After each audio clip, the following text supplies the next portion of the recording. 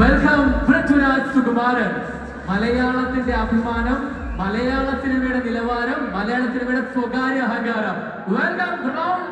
ഒരു വലിയ കൈയ്യടി പോകട്ടെ. കാണാൻ കാത്തിരിക്കുന്ന എത്ര പേരുണ്ട്? പൃഥ്വിരാജ് സുകുമാരൻ, നമ്മുടെ രാജുവേട്ടന് ഈ കൈയ്യടി മതിയോ? കുറച്ചും കൂടി ഒന്ന് നന്നായിട്ടൊന്ന് ചെയ്തേ.